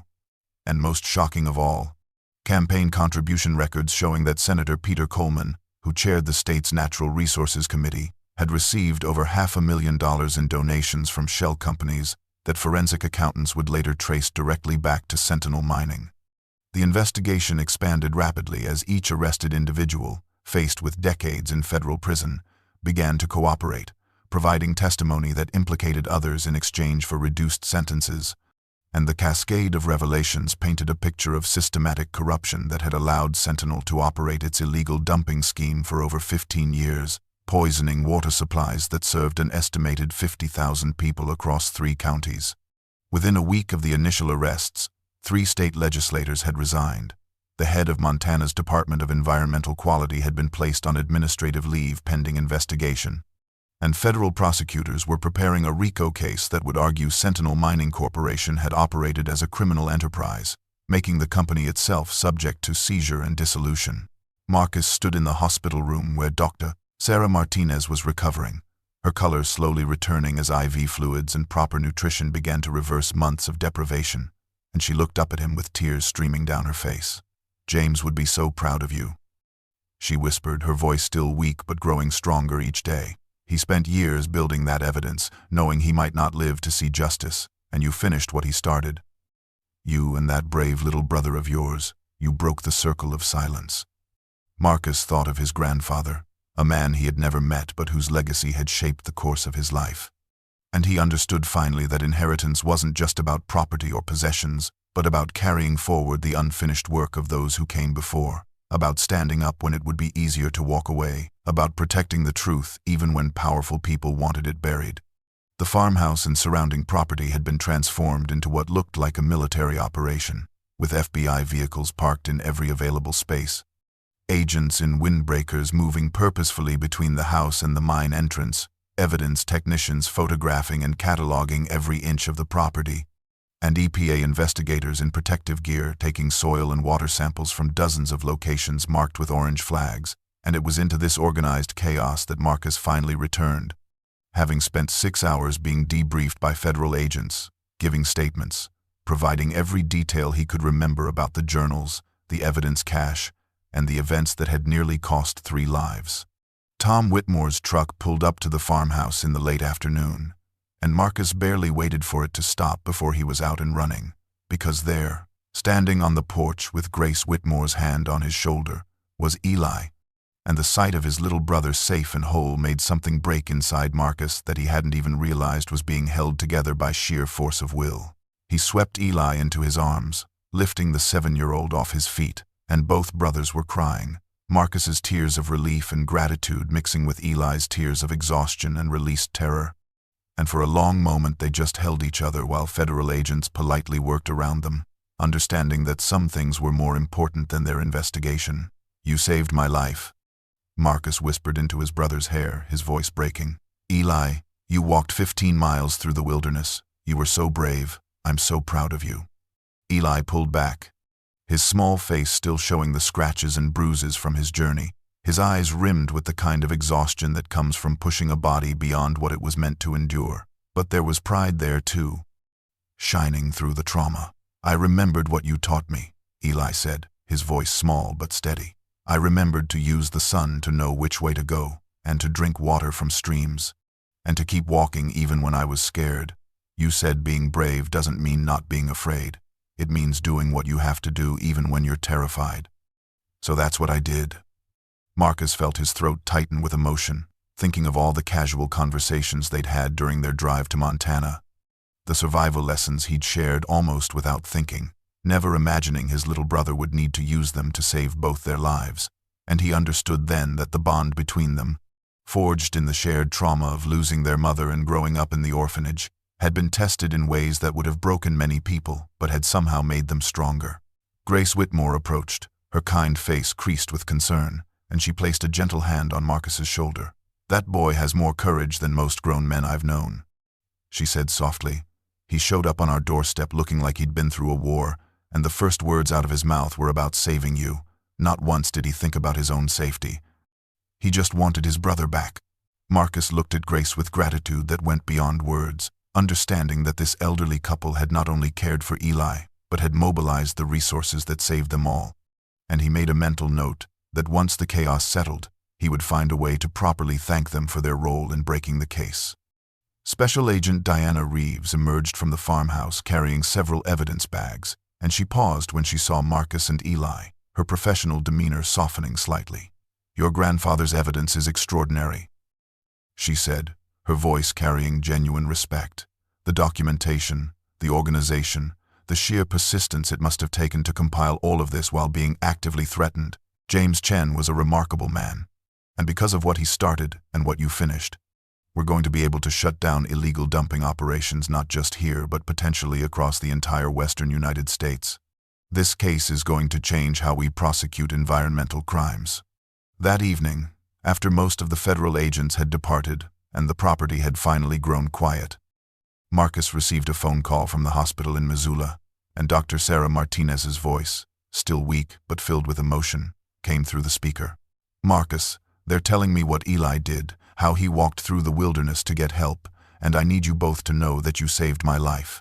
You honored your grandfather's legacy, and I promise you, I will see this case through to the very end. I will testify at every trial, give every interview, do whatever it takes to make sure that what James discovered, what you both fought for, results in real justice and real change." Marcus looked at Eli, who had fallen asleep on the couch despite the early hour, his small body finally surrendering to exhaustion.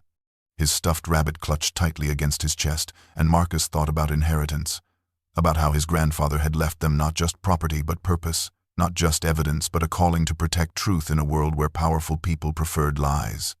The transformation of the valley over the following weeks was both visible and profound, as the Environmental Protection Agency mobilized what would become one of the largest remediation projects in the region's history, bringing in specialized equipment, trained personnel, and enough funding to signal that the federal government was taking the contamination seriously for the first time in decades.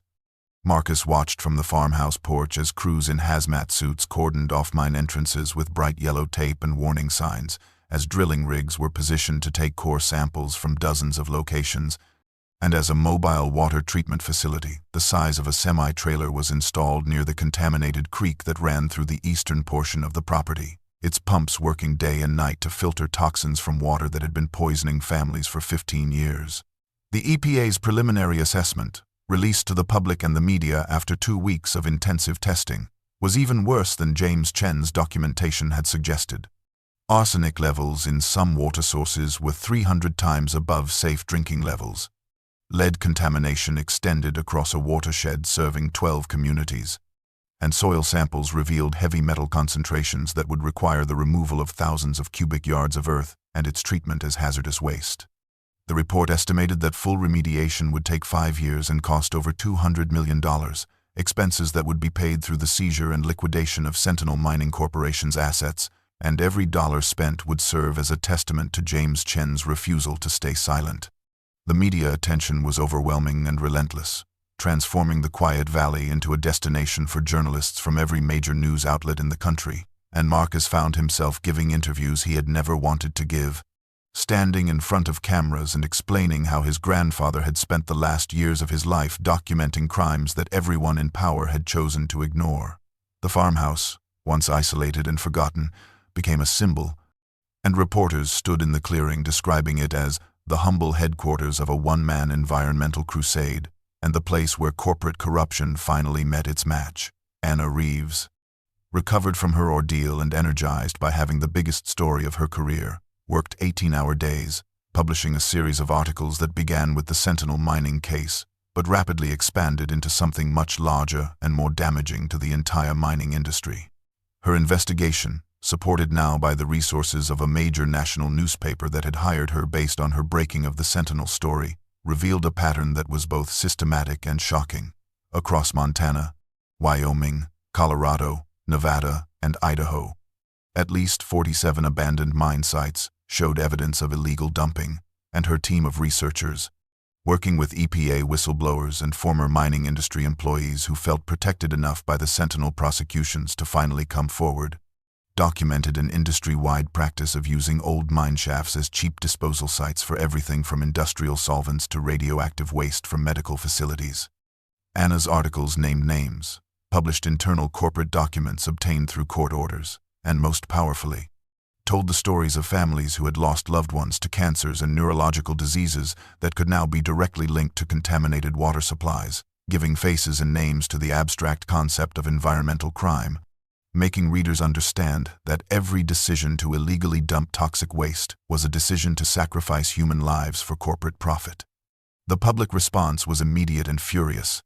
Environmental organizations that had been fighting these battles for decades suddenly found their funding increase, and their calls for stricter regulations receiving serious attention from lawmakers, and a grassroots movement emerged, calling itself Chen's Army in honor of the man who had started it all, organizing protests at mining company headquarters and demanding federal legislation to close the loopholes that had allowed the dumping to continue for so long.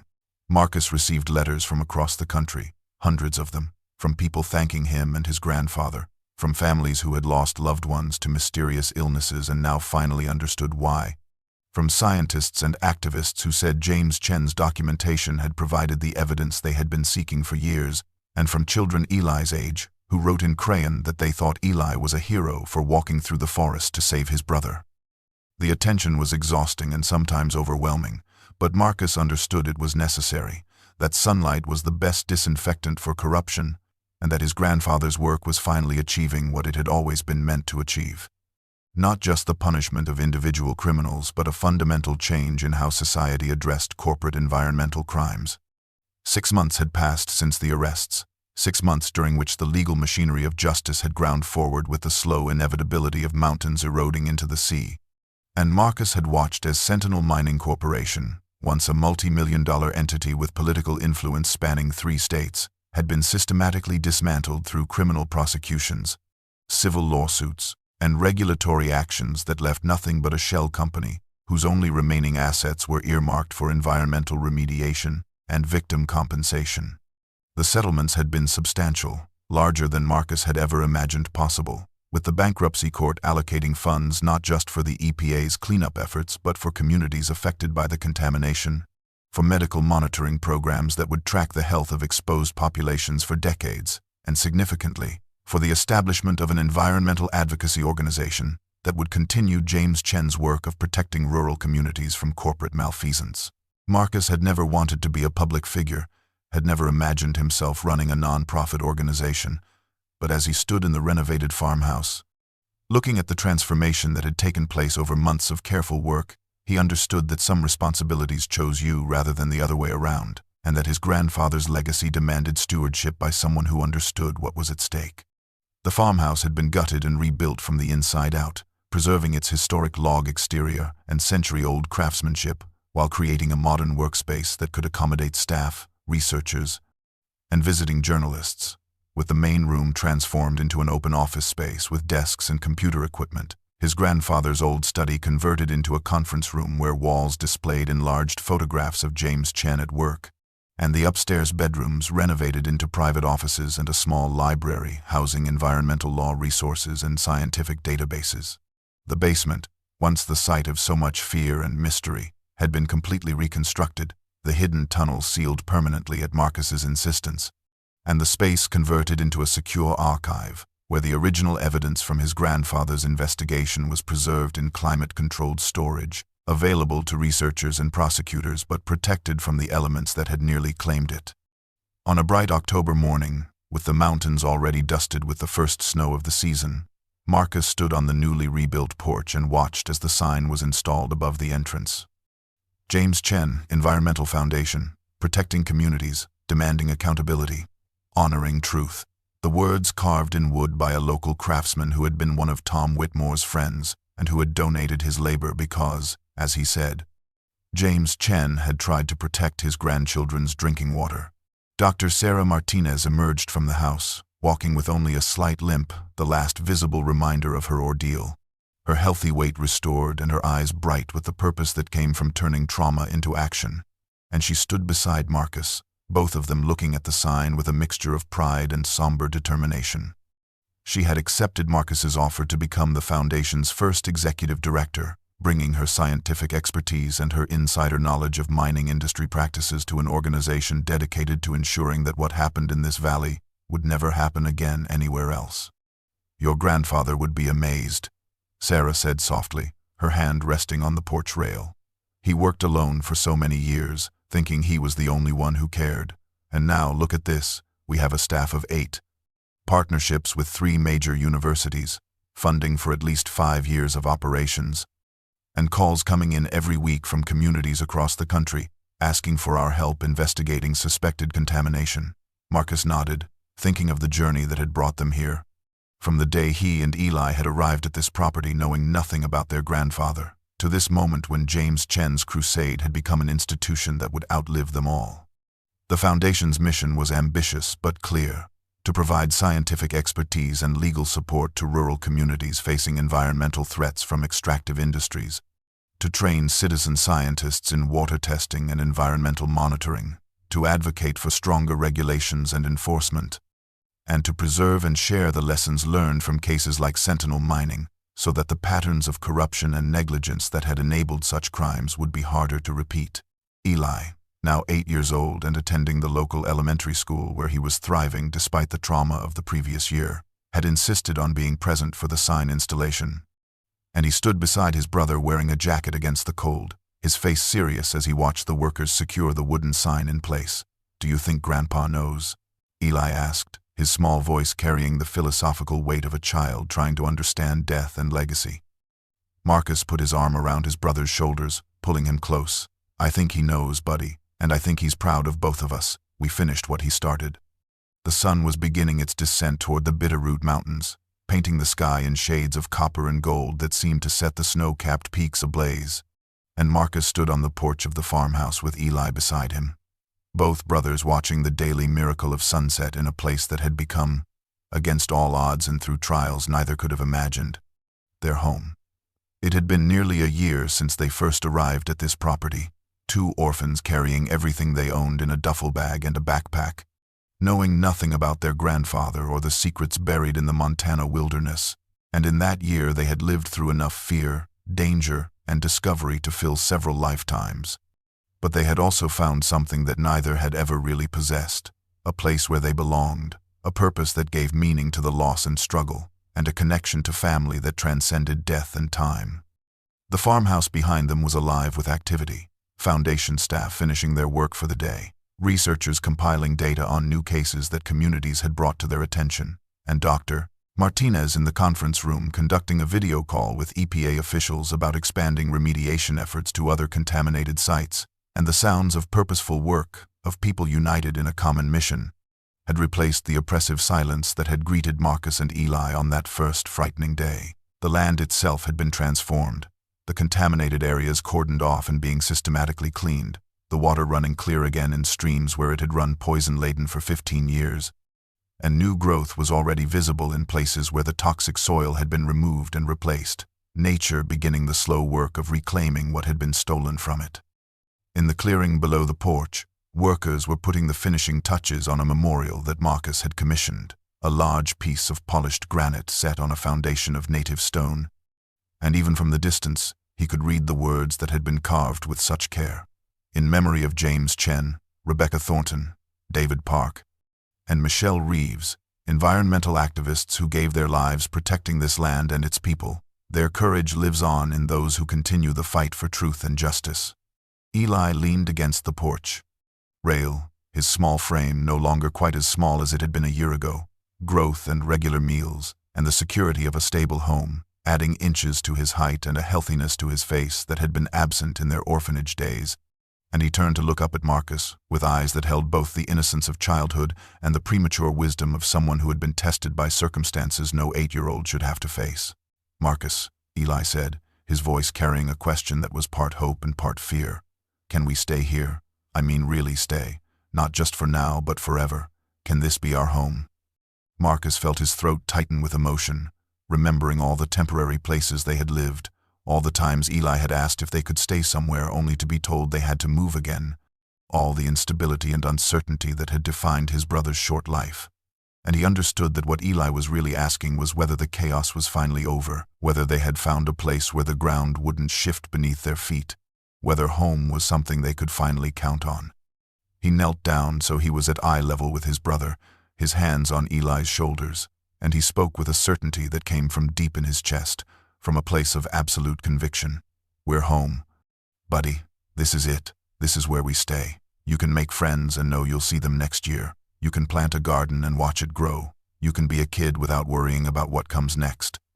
Because this is our home now, and nothing is going to change that. Eli's face broke into a smile that was pure joy, and he threw his arms around Marcus's neck, holding tight. And Marcus held him back, both brothers standing together on the porch of a farmhouse that had once been the center of a conspiracy and a crime, but had become something entirely different. A headquarters for justice, a home for two orphans who had never really had one, and a living memorial to a man they had never met but whose legacy had given their lives direction and meaning. The sun touched the mountain peaks, its light turning everything to gold, and Marcus thought about inheritance, about how his grandfather had left them not just property or evidence, but something far more valuable. The knowledge that ordinary people could stand up to power, that truth mattered more than comfort, that protecting others was worth any sacrifice, and that home wasn't just a place but a purpose shared with people you loved. The workers below finished their work and began packing their tools, and the memorial stone stood complete, a permanent marker in a landscape that would outlive them all, bearing witness to courage and principle, and the price some people paid for refusing to look away from injustice. And Marcus knew that every day for the rest of his life, he would look at that stone and remember what his grandfather had taught him without ever speaking a word. That legacy wasn't what you accumulated but what you stood for, and that the most valuable inheritance was the example of a life lived with integrity and courage, no matter the cost.